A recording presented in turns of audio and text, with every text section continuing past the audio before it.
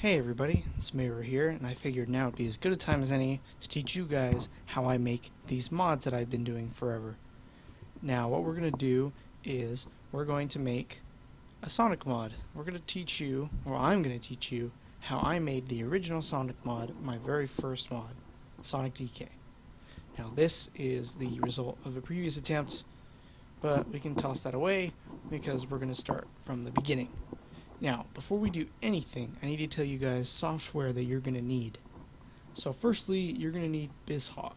Now, BizHawk is the primary modding emulator by far. It's the best one. There's no contest. You can get it off the taskvideos.org website because it's such a great site for task tools, and BizHawk is a great tasking program. It's what I use. It's just wonderful. So you're going to need that. You're going to need a Hex Editor. I use HXD, and it's what I'm going to be using in this video. And you're going to need this program that I will leave in the description for you to download called ssb.py. Little disclaimer, it doesn't work on every computer. The big break that I took in between October and December was because the computer I had to use at the time could not run this program. It was very frustrating, and it was a Windows 8 program, so I blame Windows 8. So, with that out of the way, let's get started. So first, I'm going to open up BizHawk, and it's going to take me a while because I'm recording, so let's do a jump cut. Okay, so now that BizHawk is open, I'm going to open the Super Smash Bros.Z64, which is just the ROM. Now I have a controller plugged in, so I can just do this way, but some people use a keyboard, and that's fine. So what we're going to do is we're going to go to training mode, we're going to pick DK, obviously, and we're going to go to Dreamland. Now, first thing you want to do is you want to make a save state before you do anything. That is vital. If you don't know how to make save states, go to config, click hotkeys, and then save states. I have all my save states set to the numbers at the top, and to load them is the bottom row of keys right above the spacebar, so like ZXC, etc. So, this is where the fun begins. So what we're going to do is we're going to click Tools, we're going to go to RAM Search. Now this might seem a little intimidating to you, but trust me, it's fine. Now a fun little resource that I use when I don't remember things is this PNG file, which I will leave an Imgur link to in the description as well. Now I already remember this, but in case I don't, I can use this, and I forgot before I made the previous take, so it's fresh in my mind. But what we're going to want to look for is DK's walking speed, which is 0.32. So, in RAM search, we're going to click specific value, and we're going to search that. But before we do that, we want to set display to float. Now, you would only do this if you're doing attribute changes. You wouldn't do this for hitbox changes or animation changes or anything like that. Everything else is in hex. So, we want to search equal to 0.32, and we should only have one value, which is this, 2F7AE4. So now we're going to make a new search, and we're going to search for that, 2F7AE4. However, this time, we're going to click greater than or equal to and make our search. So here we have everything in this table right here, even in the same order. It's wonderful. It's beautiful. Like, thank you, Sakurai. So what we want to do now is we want to right-click all this, and we're going to add it to RamWatch. RamWatch lets you pick and choose what addresses you want and put them all into their own window. So say goodbye to RAM Search. We don't need it anymore. So what we're going to do now is we're going to change DK's initial dash speed, max running speed, X-air acceleration, X-air maximum speed, and X-air resistance. So, DK's dash speed is 60. What are we going to do? We're going to right click, we're going to click poke, we're going to double that. So, what poke does is poke lets you change values and test the changes in real time. Like this. It's being slow because I'm recording in 1080p. I recorded this in a very low resolution at first, which is why I made a second take and didn't realize it until it was too late. But trust me, this looks way faster in real time, obviously. So, as far as I know, you can't do real-time modding in Melee or Brawl or Smash 4 or any of those. I think you have to use a compiler for those, but I know you don't have to for this. There is a compiler, kind of, but you don't need it to do mods. You need them to save them onto ROMs. But now we're just going to go ahead and double everything else. So this is 96. Now, right here, this is our X-air resistance. We want to set this to 1. This will let us go full speed at full airspeed instantly, instead of having to, speed up in the air.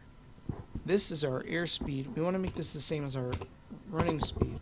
This is how I sort of made a fake momentum kind of thing. That's just the way I did it. And this is our drag. We want that to be a big fat 0. So now we have no drag. We instantly turn in the air. It's quite something. And that's literally it. We just made Sonic. This is a Sonic character now. So this is where the fun part comes in. We don't need that picture anymore. What we're going to do now is we're going to open SSB.py.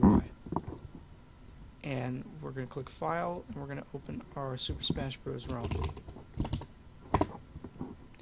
This is every file in the game. Every binary file. This is all the data. And all the characters are up here in the 200s. 202 to 247, I believe. Some of them in between don't have any. I actually think 201, because if I remember correctly, projectile data is this is, all three of these are Mario. This is his attributes, this is his hitboxes, and I believe this is his projectiles. But we don't care about Mario. This is Sonic, DK. So DK's attributes are 213. So we're going to double click that. We're going to export the files. And we want this resource file 213.bin. So there it is right here. So we can minimize that for later. Oh yeah, we're also going to make a save state here. I forgot to do that. Now we're going to open our Hex Editor. Our Hex Editor is already open from the last time we did this, but I'm going to set new. Last time I mean, when I tried to record this before. But here we go.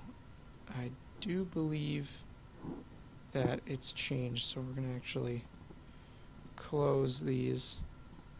We're going to close all these and just open it fresh, because when you open it, it'll look like this. And you just open it like this, drag it in, and you could just start from here, but to make everything easier, I'm going to set the byte group size to 4 so it looks the same. So now what we want to do is change some stuff, because as you can see, this is float, this is hex. What the heck, Mayro? Why did you tell me to put in float? Well, that's just so you could see it. But now I can't change it. Yes you can. I'm going to show you how.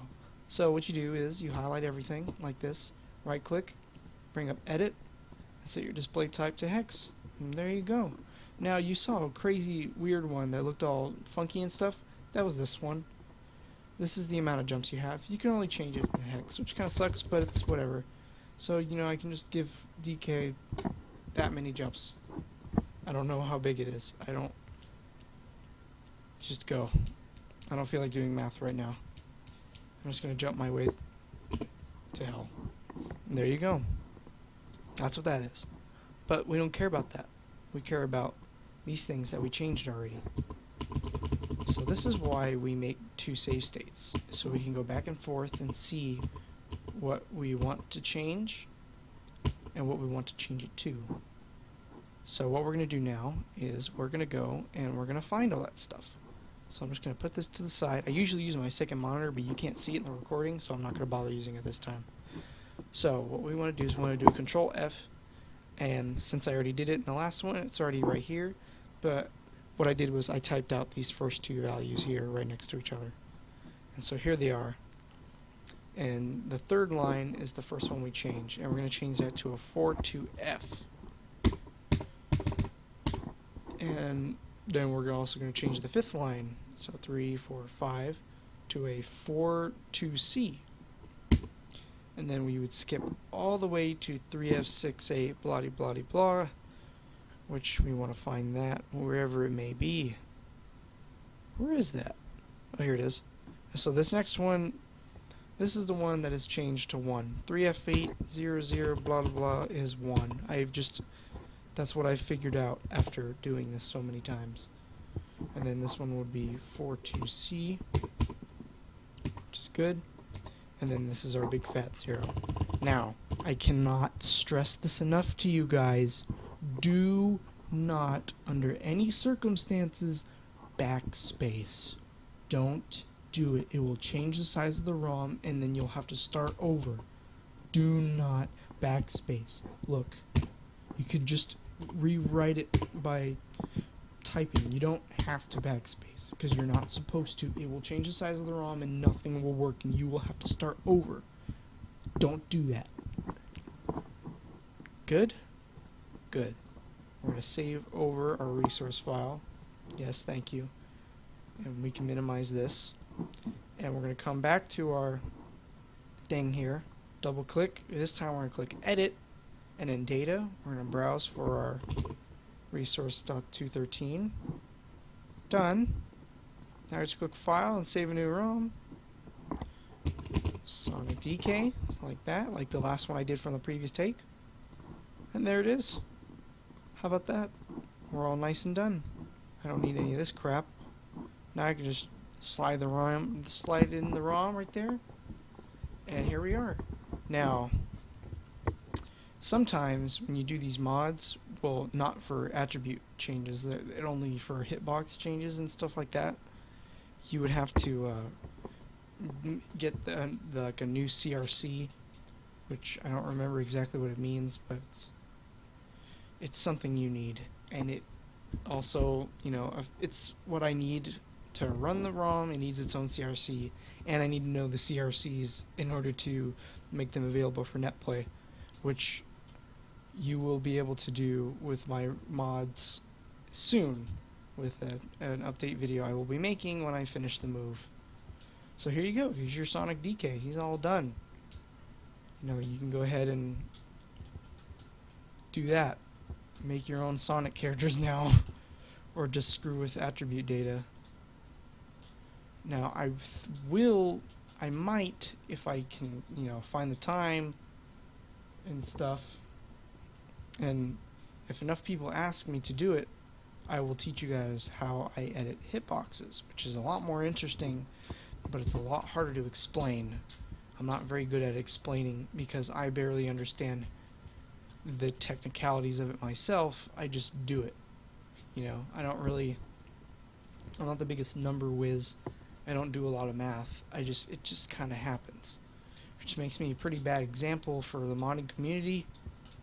Kind of an embarrassment in a way because of that, but I don't really care. And it's the main reason why I'll never be able to work with someone like Jorgasms, which people ask me to do a lot. I'm not like Jorgasms. He knows the ins and outs.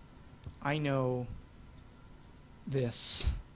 Jorgasms knows how to edit ROMs and add all these custom menu options.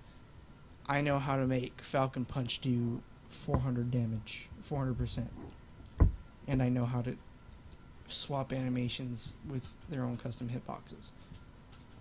That's the main reason why I don't work with people. It's because I'm not worthy of working with them. So don't expect any collaborations anytime soon, because I'm not good enough for that. It's kind of disappointing, I know, but you know, such is the way it goes, I guess. Come on, grab them. But yeah, I will maybe make a video on editing hitboxes after this. If you guys want me to, you have to let me know, or else I won't know. And then I might not make it, because I don't know if you guys want it, and I don't want to burden you with another stupid video. But yeah, I just felt like making this, because I feel like Falcon is not going to be ready in a long time. Well, not a long time, but he's not going to be ready for a bit while longer than I want him to be. I want him to be done already, but because of real life stuff that I mentioned in the Fox video, that might not happen the way I want it to, which is okay. You know, I'm not. It sucks, but it's whatever. I can deal with it. I've dealt with long breaks in the past. What's one more, right? That's a terrible mindset, but whatever. But yeah, thanks for watching this. I hope it taught you some things about how 64 modding works, and I hope it sparked your interest and made you want to try it yourself. Because in the end, competition is always good. So I'll see you guys in the next video. Hasta la vista. I just said that. Deal with it. Bye.